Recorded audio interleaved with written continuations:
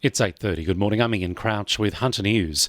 It's believed a custody dispute could be at the centre of a pedestrian accident which claimed the life of a woman at Singleton last night. Emergency services were called to Dalton Avenue just after 6 p.m. to find a 61-year-old woman had been struck by a Toyota Corolla. She died at the scene. Senior Constable Vanessa Bollis says a 22-year-old woman who was driving the car was arrested but later released pending further inquiries. Officers from Hunter Valley Local Area Command established a crime scene and are continuing with their inquiries into the incident. Initial inquiries suggest the women are known to each other. A report will be prepared for the coroner. Any witnesses or anyone with information is urged to come forward and contact Crime Stoppers on 1800 333 000. Witnesses have disturbed two men as they were trying to make off with four trail bikes from a Muswellbrook bike shop this morning. Police say the pair broke into the Marshall Motorsport outlet in Sydney Street at about 2 and had wheeled the bikes to a large stormwater drain nearby to conceal them. However, members of the public noticed the suspicious activity and called police with the pair running off. The bikes have been taken for forensic testing. Treasurer Dominic Perrottet has handed down his first budget yesterday, boasting a $4.5 billion surplus and millions of dollars in infrastructure and roads funding for the Hunter. The region will see $49 million for roads, more than $205 million for Newcastle's revitalisation, and funding boosts for many projects which have already started.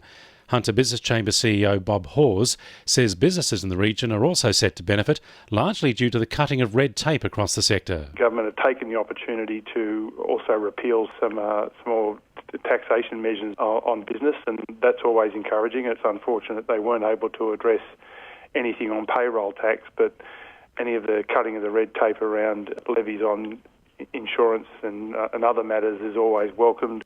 However, Labor says the government has snubbed Wallsend's flooding issues in yesterday's budget announcement.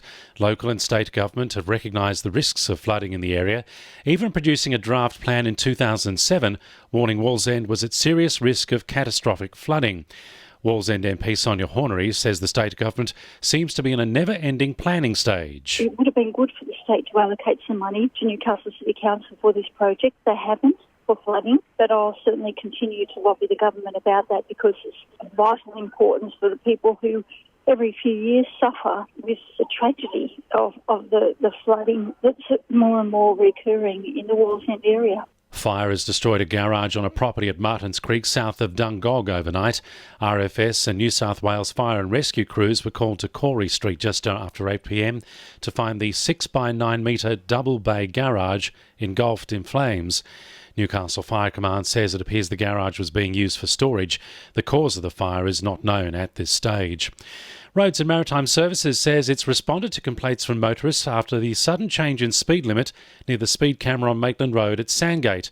Essential maintenance work is underway on the Ironbark Creek Bridge with a temporary speed limit of 60 km per hour in force. However, the usual 80 km signs were left in place, with several drivers caught off guard by the change. RMS says the confusion has now been rectified. Sport for our sponsor, PRD Nationwide East Maitland. Newcastle knight Nathan Ross has been preparing to take the fullback position over Dane Gagai in this weekend's round 16 clash against the Dragons.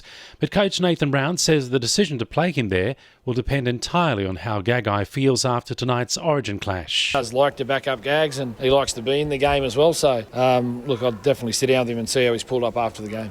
Despite being in talks with Maitland Magpies for most of this year, Adamstown caretaker coach Nick Webb says his future isn't certain.